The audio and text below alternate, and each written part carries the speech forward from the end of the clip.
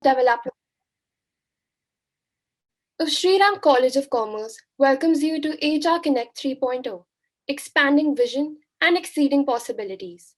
Today, we are graced with the presence of Mr. Ashish Khanna, President of Renewables, Tata Power. Mr.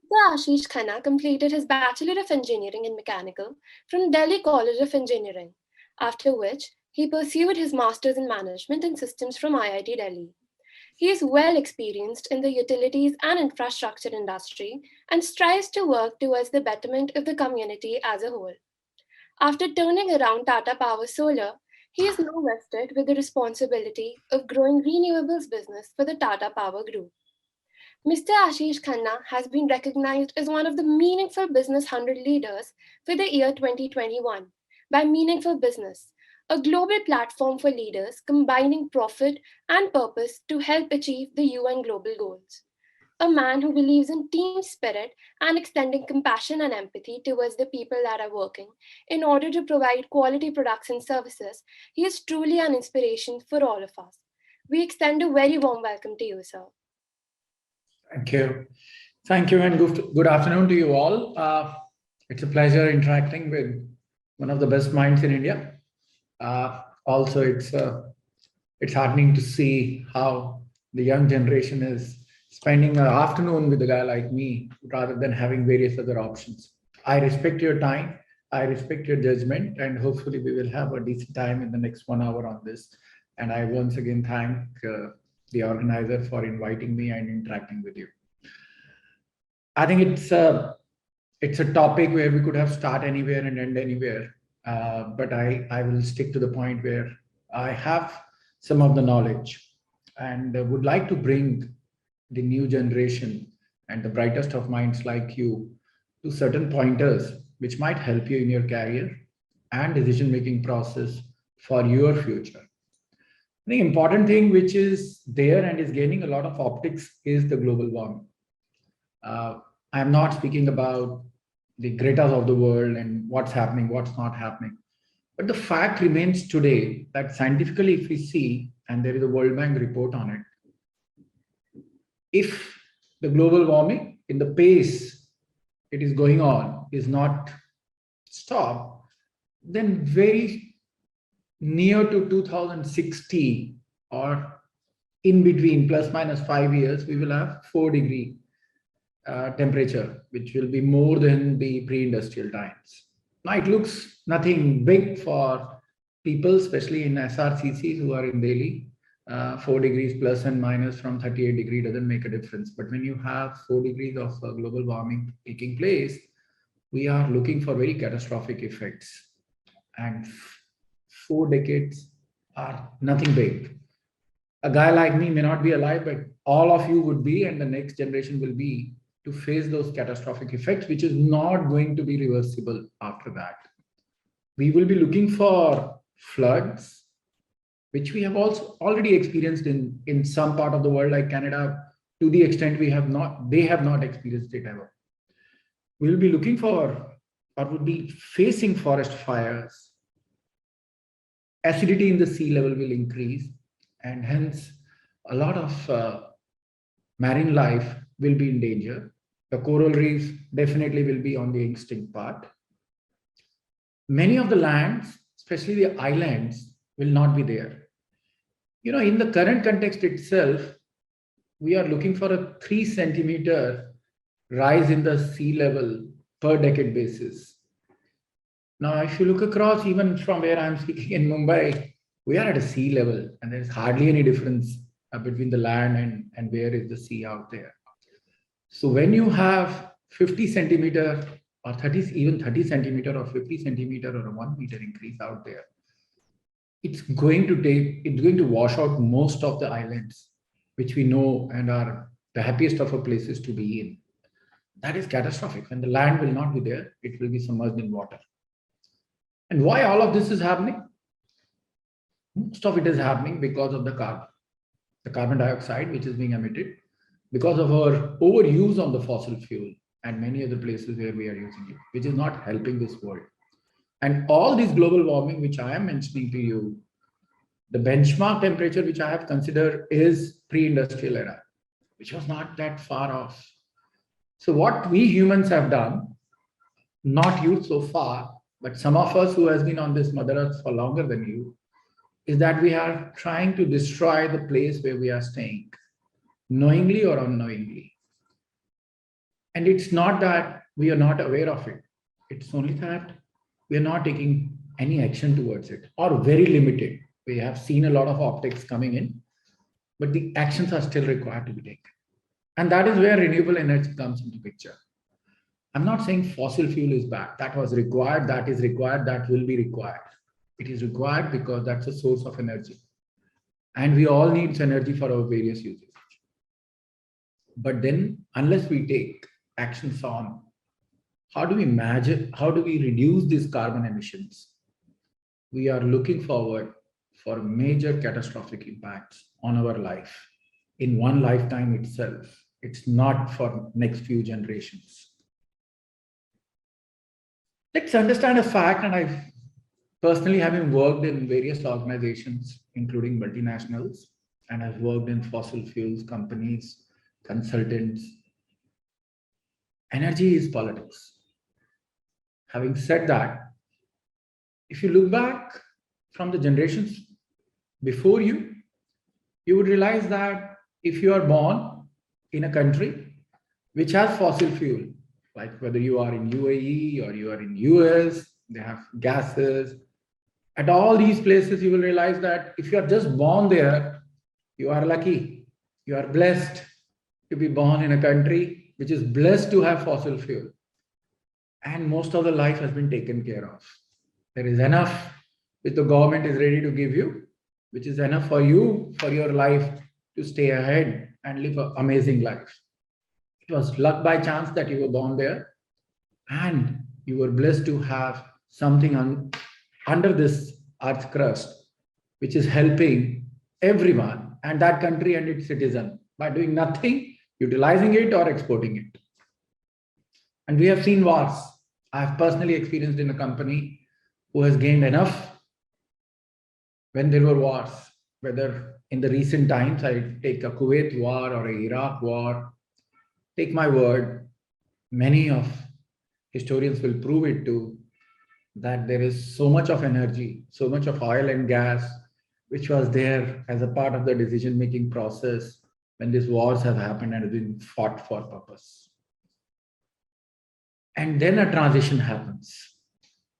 What is this transition? It was very subtly which a country or many countries took charge of going away from being blessed as a natural resource to bringing fuel which you can manufacture. And that is your renewables. All of a sudden, rather than just drilling a hole in the earth and or digging for coal, you could actually make sources of energy and manufacture it in a workshop or in a manufacturing unit. And this biggest transition in energy is what is today translating into this whole renewable energy, which each one of us are talking about. But it's a big change if you look across. There is a macro level change that those countries which were blessed with it today are now facing a challenge. And this has all happened in the last 2 to 3 decades. Most of you, some of you would have gone in this process. Where fossil fuel, which is a natural resource, has then been changed to renewable energy, which is manufactured. Some elements of Mother Earth is always used, but then it is manufactured. And then we have a country across our borders who made a big investments in it, changed the whole geopolitical scenario. Like I say, energy is always and was and is politics. The whole geopolitical scenario has been changed. They manufacture now at a scale which no one else in the world can beat or even meet. And then with this technology, this whole cost of this renewable energy sources has also come down. So the scale was there, and the technology improvement was there, which helped this whole process of embracing renewable energy, which today is also being then opted as an alternative to the fossil fuel, which will help our climate too. Look at the dynamics of it. Someone like you and us looked at a potential to change the whole macro level economics of producing energy from a different source, not being dependent on the earlier resources, bringing it to a level which no one else can meet, like not in real near future, whatever we will do across on this. Infuse technology or utilize the technology which was available across. If you ask me today, all of us talk about solar. Even the satellites which has gone into space in 1950s, 60s, 70s were having the solar panels. It was not that all of a sudden we have invented it. It was very much there. What they did is they made it cost effective. And then what happened that because of the fossil fuel having its own challenges, all of a sudden, each one of us are very keen to play a part in it, which is the right thing to do too. And as a student, you should also look at how the dynamics is changing at a macro level. Who's investing most in this renewable energy in the last 5 years? It's all Asia Pacific. There is an investment of more than $500 billion, which has happened in last few years only in Asia Pacific. So this is how the world is changing now. And it has changed from the time you were born to time I have the privilege of addressing you. And it's not that big time if you look at it. You're still too young. But even in this short time, the whole dynamics is changing. And now all those countries which were lagging behind are also trying to catch up. There is an optics of going for clean and green energy. There is a need for saving this planet from this global warming. And above all, there is also a need of energy which is required for the growth of humans on this planet. If you look around, India today, on an energy consumption on a per capita basis, is not even 1/3 of a global average or a world average. We are so far. Now look, the advantage which the advanced countries have, the US, the Chinas of the world, the Europe, irrespective of the energy source which they are utilizing, they have immense advantage of having the sources of electricity or power with them and then utilizing it for their usage and then going for industrialization in the last 5-6 decades. That's how their income has also grown up so dramatically in the last few years or in the last few decades. We are still very far behind. But the advantage we have is, like the nations who were blessed with the oil and coal, India is blessed with the sources of renewable energy. We just realize that we are at the right place at the right time. I'll just give you some numbers on it. Total potential of solar energy in this country is 748,000 megawatt. My total requirement of energy in this country is less than 300,000 megawatt. The total potential of wind in this country is somewhere close to 350,000 megawatt. I have still not included the offshore and hydros and all that, and the new technologies which will come. Just the sun and the wind, which many of us in Hindu mythology also believe as gods, have blessed us enough. And let's look at where the costing is going. In the last 10 years, the price of solar panels have gone or has reduced by 95 plus percentage. The wind turbines prices have reduced by more than 50% in last 1 decade itself. Storage also on a cost basis has gone low by more than 90%. What does it reflect? That the technology is bringing the cost to a lower element, the volumes are increasing, and the value proposition of this renewable energy is also increasing. And then you are, or we are, blessed now to be born in a country which has this amazing potential of both solar as well as wind, besides hydro, which I have not calculated in the process.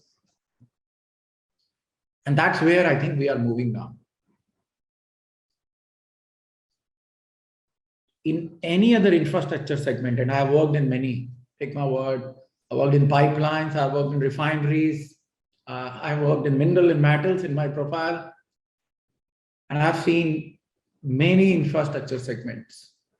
Nowhere else in the world, or especially in India, I have seen the growth which has happened in solar in this country in the last 5 to 7 years.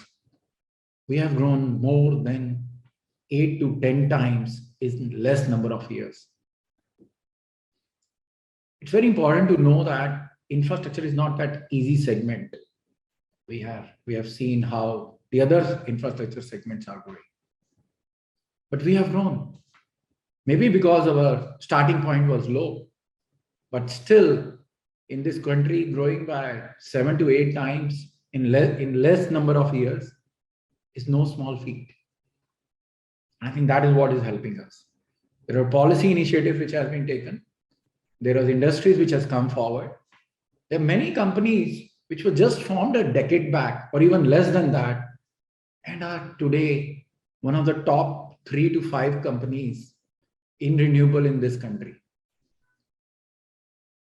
Please understand that energy, and when I speak about a fossil fuel based energy, whether it is coal power based or gas power based, usually takes around 4 to 5 years to build one project. And then you start getting your revenues.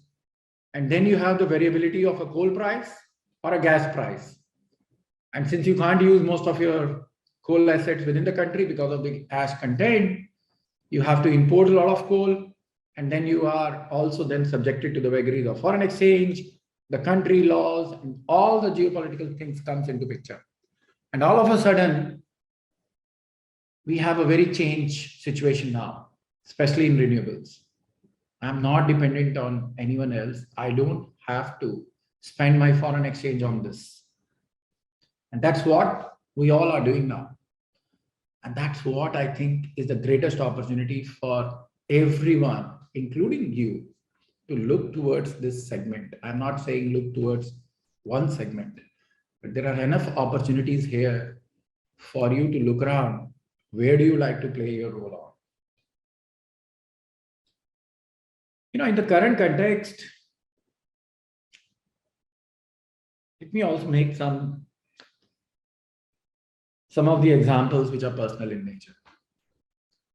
I have the privilege of addressing you today. I'm not sure how many of the fossil fuels leaders would have been given this privilege today. So I think there is an optics which is helping me in that process. In my journey too, I have moved from a fossil fuel guy to a renewable guy. Let me speak to you something about my personal experiences out there. I was very happy. I worked abroad, and I used to work in a company which was, well, an EPC company, and I was in US. And then I realized, and it's my personal realization, please don't quote me on this, is that you really need to grow big in your life.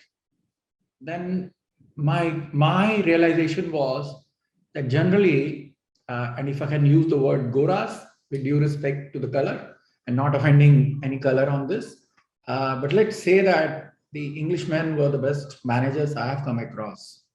And there is reason behind it. And I also realized that the CEOs of a company are generally the natives of that company. My experience in UAE, my experience in US and some other countries, I realized that by and large, with the exception of now in the IT sector in US, in the last 1 decade, we have seen some changes, and my theory has been devastated by some of those great examples, which I love to cite. But by and large, when I was young or younger, I realized that the CEOs have to be the natives of the country, and generally the Englishmen were the best managers. And I realized there is a reason behind it. I started thinking about where am I and what I will do. And one of the reason I come back from US, besides that I got an opportunity to work in Tata's, was that where I will reach, and I was not in the IT sector and would have been limited to a vice president at max in a support functions or maybe in a main functions, but not a business leader out there. So I decided to come back and worked in Tata's with my experience of the past, and then realized that how the energy transition is happening. And by luck, sheer luck, I was asked to head a company which was not doing well. I was at the right place, or I would say the wrong place at the right time to make it a right place for me. That was a luck by chance. But I always believe in one quote of Martin Luther King. Faith is taking the first step when you can't even see the whole of stairs. So I did that. I had a trust in the organization and the leaders who are trusting me. And then I was asked to take over this company, which was amazing. So on paper, everything was perfect. But the only thing which was not perfect is the balance sheet at the end of the year. We were making cash losses. And as a leader, being heading a company which is making cash losses, so we were less than 1,000 crores as an organization, and our cash losses were more than 100 crores. And I couldn't realize what's happening. I was the first time CEO, and I wanted to play a role there, but then I very soon realized that what do I have to do? And the first things I did, and my board helped me in doing that, is to shut some businesses. And I'm trying to relate the managerial and the CEO skills of people across the world and in India without undermining the capabilities of each one of us. I did it, and most of us are also doing it. But generally, we are emotionally tied up with our businesses. And that's why we have this, what I famously call as a dead monkey syndrome. We can't let a business which is not doing well go off. We try to make it better. We are emotionally attached to it. As a CEO who took over, I had the privilege of not having enough time to be attached to the business. And hence we shut down 2 businesses. It's not easy in life to shut down things because there are people who are working hard. Someone else is doing better than you. So it also hits your ego. There is a PowerPoint which can always prove that you can do a wonderful job. And there is an Excel sheet which will substantiate it as a P&L. But at the end of the year, when you see neither the PowerPoint has helped nor the Excel sheet has given the desired result. And then many times you have to go with certain fundamentals in life. So out of some businesses, we decided to shut 2 without shifting or leaving even a single guy from those businesses. And that helped us immensely in our growth journey, which we went on further from there. We were at the right place at the right time, but I think some of us also took the right decision. And more importantly, we flow with this scheme of things. We didn't let our ego comes into it. We went with certain value proposition and we stick to it.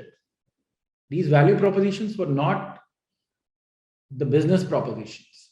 These were value propositions that we as a team will try to do it. If we lose, we lose. But then we have nothing great to lose. We're already a loss-making organization. If we win, we win. And then what happened is that we had a turnaround in, I think, 2.5 or 3 years. We were a profit-making organization. But let me share this secret with the future leaders I am addressing today. My biggest shock came that while we turn around on the profitability part, and we all were so happy, our engagement score went low from even the earlier years. And we are a very empathetic company. Tata's per se doesn't believe in exploiting everyone, the societies around, and things like that. We take pride in our value propositions, and we actually live on it. Every day we live on it.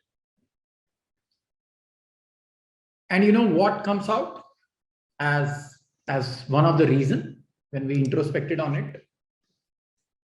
While we turn it around, everyone in the organization couldn't able to understand what was the need of turning around, what is in it for him or her.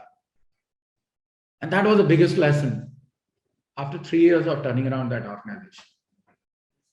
Unless each and every employee of your organization see his or her contribution in that turnaround or in the growth of the company, you are never going to have a sustainable growth. And even if you have a growth because you took the right decision and people were working, it's not going to be sustainable. So we started working on it and we went ahead.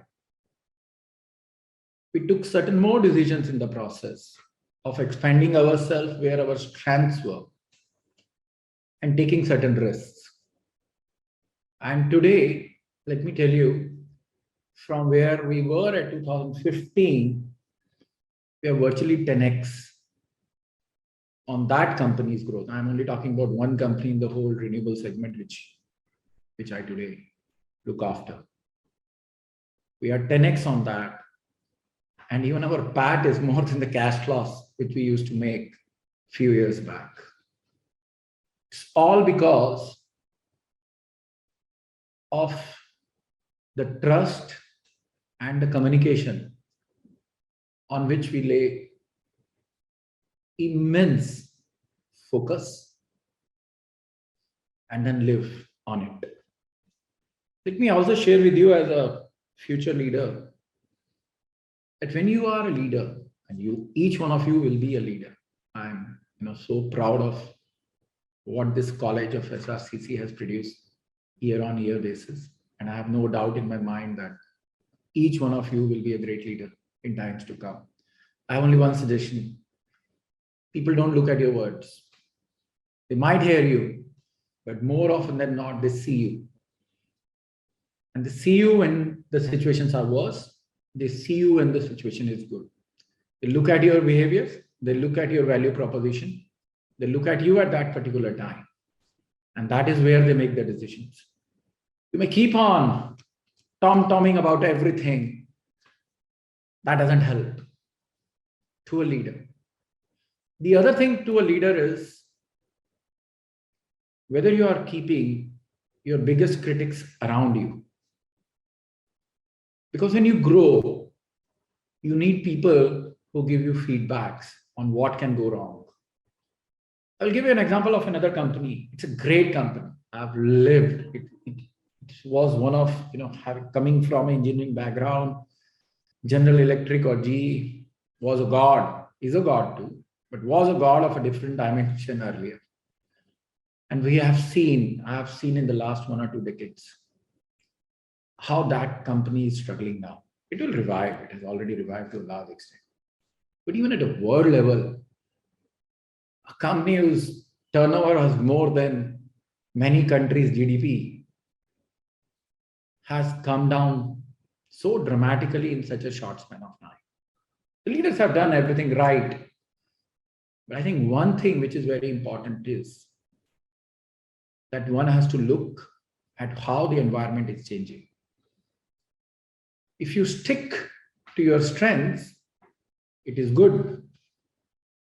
But in the current scenario, the way the businesses are changing, the environment is changing, the geopolitical situations are changing. If you are not changing, you are dead even before you realize that you exist. And I think for each one of you, I will personally suggest that it is very important that when you become very successful, keep those critics around you who can actually drill holes on each and every decision of yours, so that when you take that decision, at least you have seen all the pros and the cons. And that is helping me in my team too. I have one of the best critics possible, who critique everything what I do, and they help me in my personal growth immensely.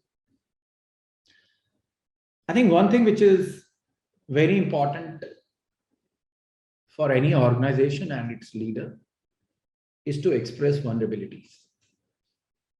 Unless you share your fears and anxieties with your team, if you are, whether you are a manager or you are a leader, you will never able to succeed. You will not get that bonding, you will not get that suggestion.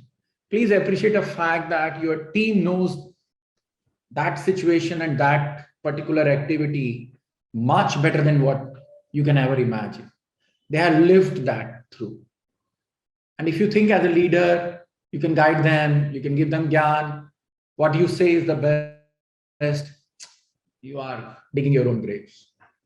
The challenge is that when you are a leader, expressing vulnerability becomes very difficult.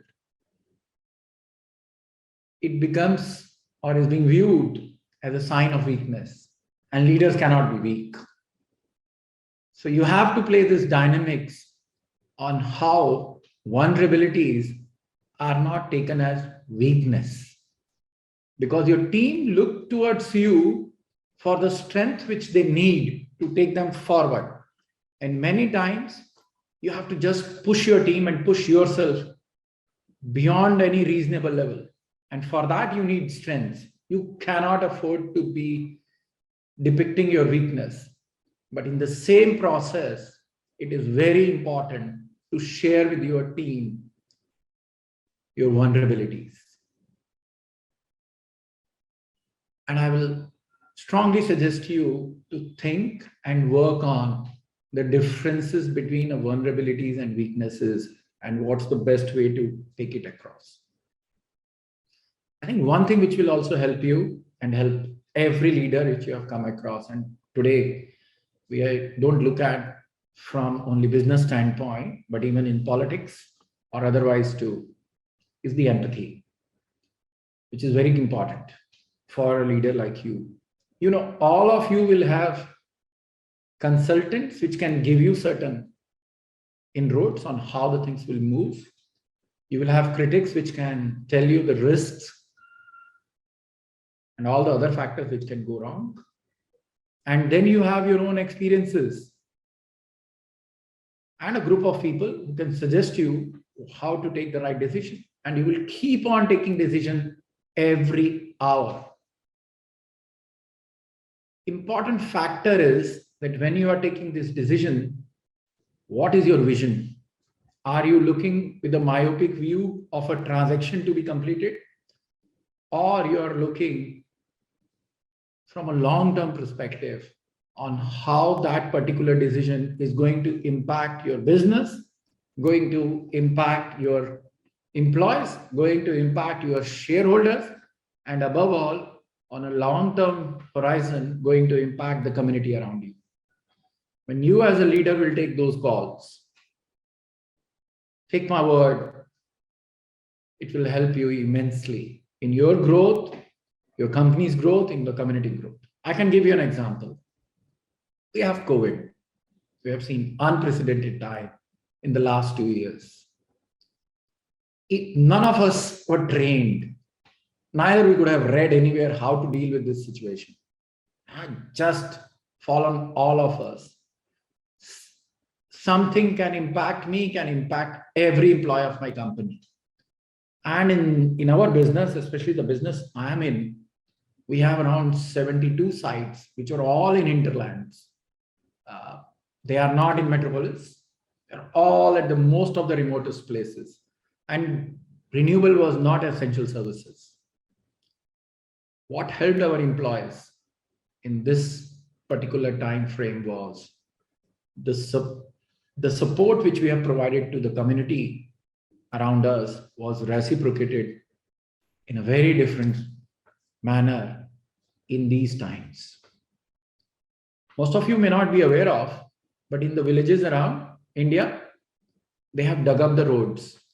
They were not keen for anyone to come in. COVID was always in many hinterland was termed as an imported virus which has come from people who migrate either from outside or from cities. So it was not appreciated at all. And many places they have dug roads so that no transportation takes place. And even in those conditions, those communities has helped our team to reach our plants. And because of that, not even a single day and a single hour, any of our plant was required to be shut down. And I think that all is a long-term benefit when you work with the community around you.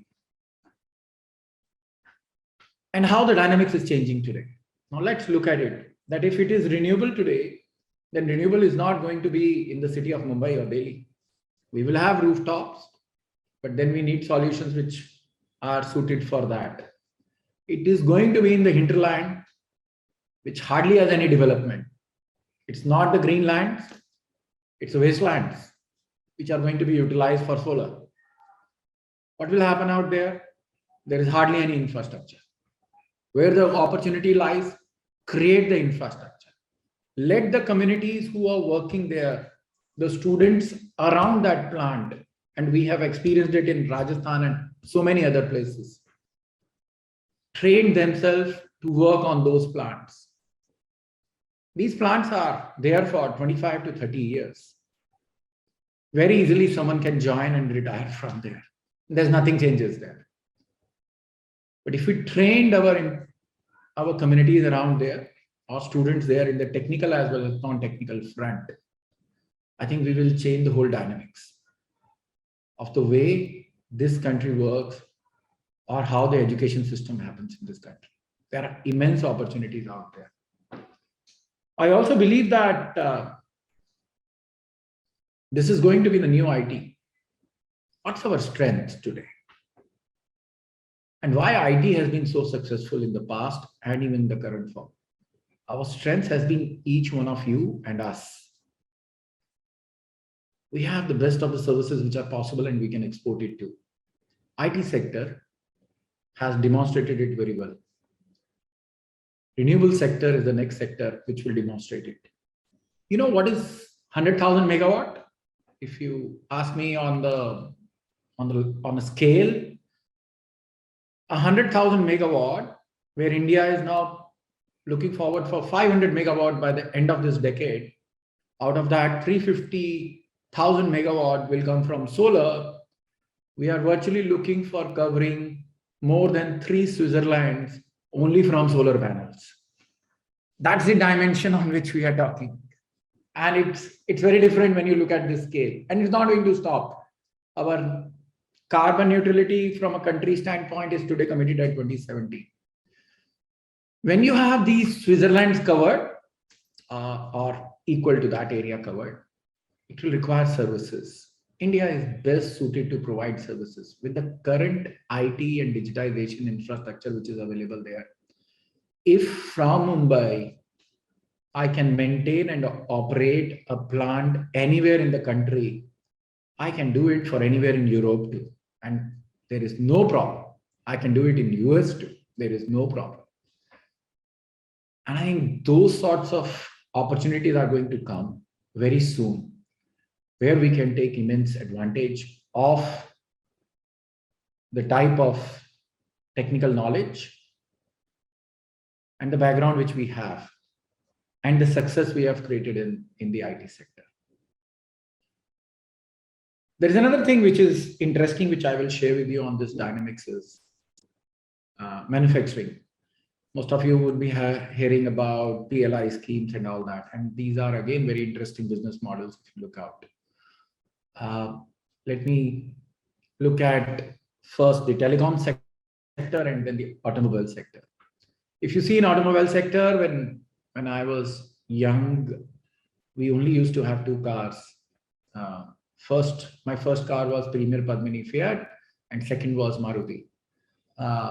At that time, the policy framework was that make imports so difficult that only the made in India products can be manufactured and sold across. This was early 90s. Today, we have a manufacturing setup for automobiles in this country where we are exporting. It doesn't make any difference. We don't need any imports unless some of the fancy cars which we are not making out here, even those fancy cars are being made out here. And the Teslas of the world are also keen to come in. But having said that, there was a policy decision of encouraging the Indian manufacturing and ring fencing the imports so that they can sustain. In telecom, it is the other way around. In telecom, what model which was followed is you reduce the tariffs. You reduce the tariff to the extent that everyone can afford it. Whether it is made in India or not, everyone can afford it. Till around a year and a half back, renewable was also, at least the solar was also following the same model. Make it cost effective, with the result that even we have one of the lowest tariffs from solar, less than 3 cents, less than 2 cents. I'm not comparing it with UAE or Saudi Arabia. There is a different dynamics out there. But otherwise, we have one of the lowest solar tariffs and wind tariffs which are ever possible. That has helped us. Now there is a change in the policy framework. The imports there are tariff barriers there, and the country is encouraging manufacturing within the country, and there are policy frameworks from the government. So there is a shift on this part. But I think you as a business leader should also look out how to take advantage of these shifts or the original model. It is very important for you to look and foresee changes and then look towards it. And I can give you our example. We have been in the manufacturing segment from last 30 years. We are the oldest company, even older than most of the Chinese companies too, in the manufacturing segment. But in presence of in the absence of these tariff barriers, we never went across to a scale where we could have competed back. But now with this new initiatives coming, we are also going for upscale. We are also now, you must have been hearing about hydrogen coming as the new fuel of future and other factors. None of you, or when you were very young and when I was young, we have heard about hydrogen. We all have heard about hydrogen, and there were experiments which has happened. If I recollect well, some 5 decades back too, or maybe more than that, there was a hydrogen aeroplane too, which caught fire and all of a sudden the optics went off. So I think it is very important that we do the right thing in the business from a company standpoint and from a country standpoint. We have a neighbor across who are also blessed with similar radiation level and solar and wind energy possibilities. However, the emotions and the optics there are very different than what is there in India. Primarily because the first few projects which were set up there are not giving the results, and hence their perception about the solar energy has changed dramatically. So I think it is very important that when you are looking forward for your own business or taking over businesses or working in businesses, that you take things into a very holistic approach towards your decisions. and strategize accordingly. Just an Excel sheet with that, this is the cost price and this is the selling price, is not going to help you. You need to look beyond it. And in your case, I will propagate this idea that renewable energy, from the standpoint of what this planet needs, from the standpoint of what your generation, our generation, and future generation needs, from the standpoint of why distributed energy can be a game changer rather than a centralized energy, from a standpoint of why energy is so critical for the growth of countries like us and Africa, who are still nowhere close to even the world average, is very important that you look from a very holistic approach, from a 5-year, 10-year, 15 years, 20 years horizon, when you are starting your career or when you are progressing in your career. I think it is very important uh, to be the best citizen of this country and of this planet, as well as the best business leader of this country, of your company, this country, and of course, this world too. I'm not very sure about the how this thing goes off, if there are questions or not, but otherwise I'm fine with what I've been speaking in this short period of time. It's been primarily a monologue, but it's always a pleasure to interact and address you.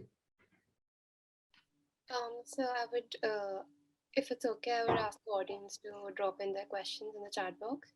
Absolutely okay. Okay. So please drop in any questions you have in the chat box.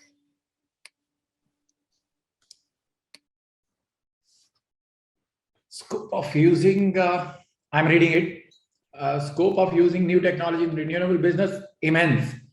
I will tell you, coming from the background of power sector itself and energy, there's nothing much which has changed when you convert crude to various forms of fuels. The catalytic converter remains same, and so is the technology. Only the scale has changed. Even if when I look at gas-based power stations or coal-based power stations, there have been certain changes, but that happens in decades. Frame 3, frame 4, frame 5 of machines, and then critical, subcritical, supercritical, and critical. It has that changes in power sector has gone in decades. Renewables, the only thing which is changing fast is the technology, and it's helping so immensely. In fact, very soon, and I've seen it with my own eyes, your bag, laptop bag, will be enough to charge your laptop. Your watch doesn't need any batteries. And there are so many exotic things which are there. You don't need to spend so much energies too. You can optimize the energy. You will use energy when you need most and not when you don't need. Uh, India will able to develop technologies where for a rooftop I don't use the same type. I keep on saying that Indian roofs, especially in the villages, are not same as Western roofs or Chinese roofs. We are much more fragile, and we work in microgrids and supply power at more than 175 villages. We should have technologies where I can have rooftops for those roofs. I don't need to change the roof just because I need some rooftops on the top of it.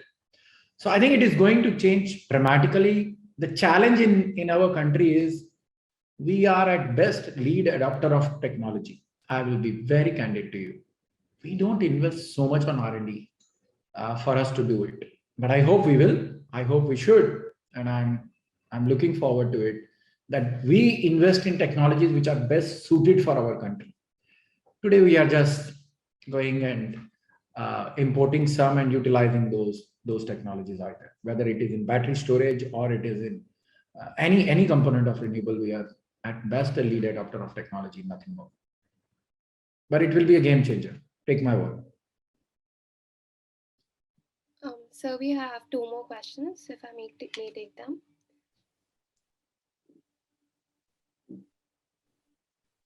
It's not on my. So it's in the Q&A. I can read them out for you if you want. Oh, there is Q&A too. Sorry. What was the main factor that made Tata Power strong during the pandemic, enabling to bounce back quickly? Okay. Uh, I think when you keep on doing the right things, you will get the right results. Pandemic helped us. In fact, there was immense learning. I don't think so that we made us strong. Some of our beliefs went very strong.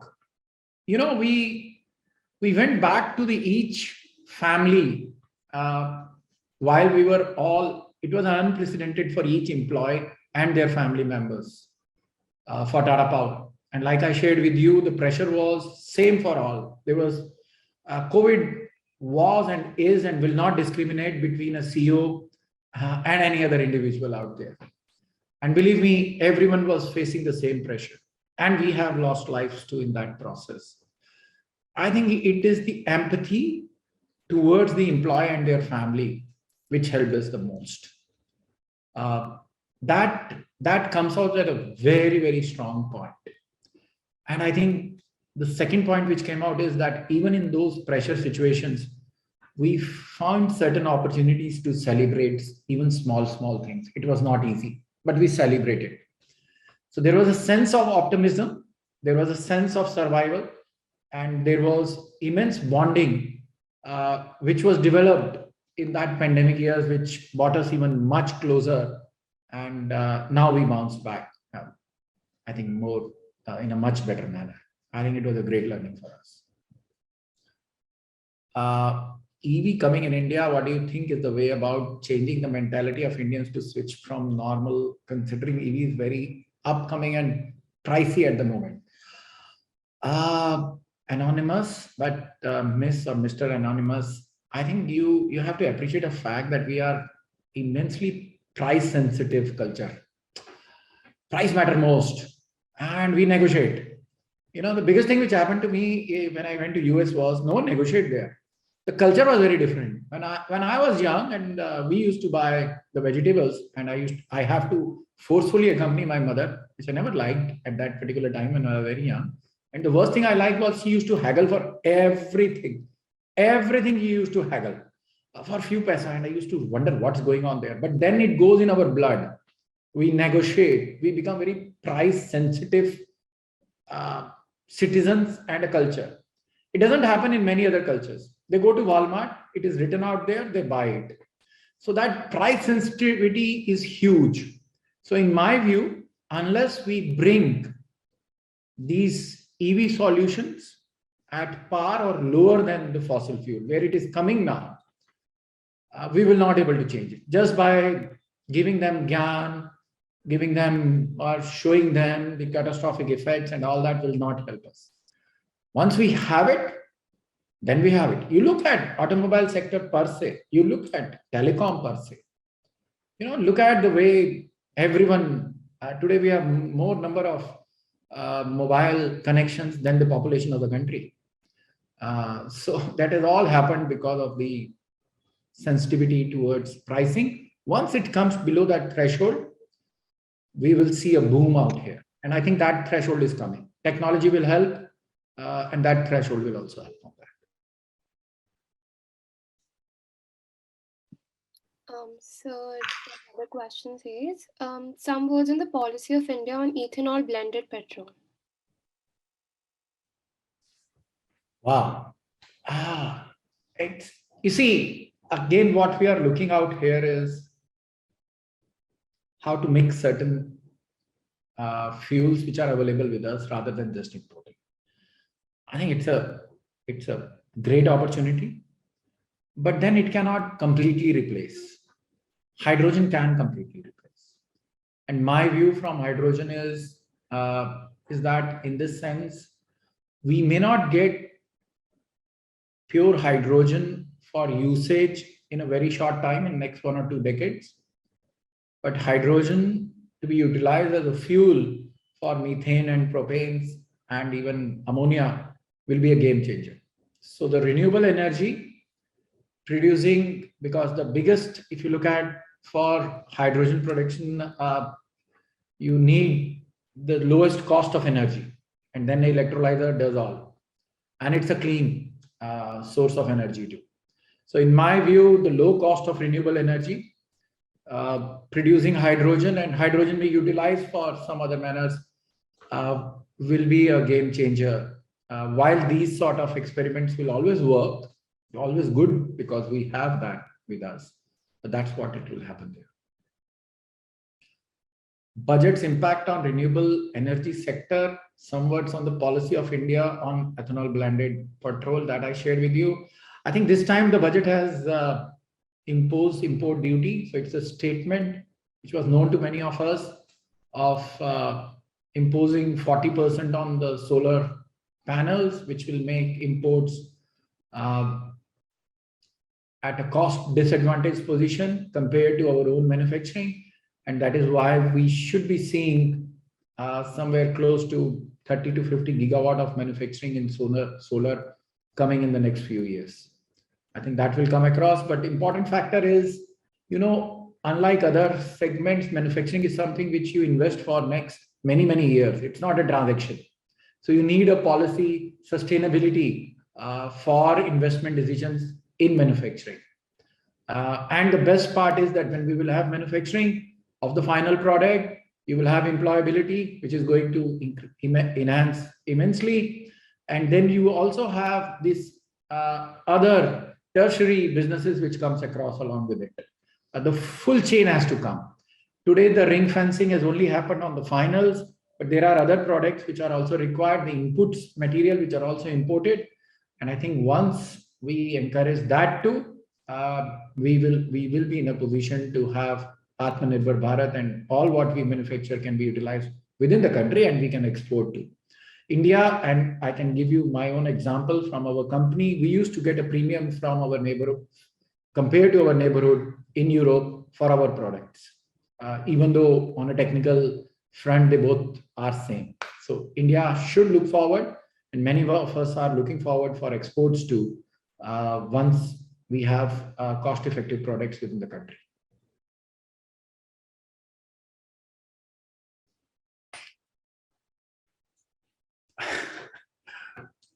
It's a hard question. What's the one piece of practical advice I will give it to you? Upgrade yourself every day before sleeping, and every day when you get up. Think about what have you upgraded yourself as an individual. That's very practical advice. Spend few minutes on what exactly has been your own upgradation as an individual. It can do wonders. Take my word. If you are monitoring your upgradation, you yourself, not from a third person perception, not from a third person appreciation or criticism, if you as a student is upgrading yourself, and if I can put one more thing, that when you look at your upgradation, it should be towards your objective. You should have a goal, and for that goal, you should look at how have you upgraded today. So in the morning, you should have few minutes spent on yourself, what you can do today to upgrade yourself to reach that goal. And in the evening, just have a 5-minute session with yourself, thinking about, have you really done anything to reach that particular goal which you had in mind? That's the only advice I have. Okay. Thank you so much, sir. With this, we have come to the end of this highly insightful session. Thank you once again, sir. HREC SRCC is truly honored with your presence and grateful for your time and words of wisdom. And I'm sure with your optimism, India can do much beyond the 500 gigawatt mission. Thank you so much, sir. Surely we will. Surely will. Each one of you. Thank you very much. Namaskar.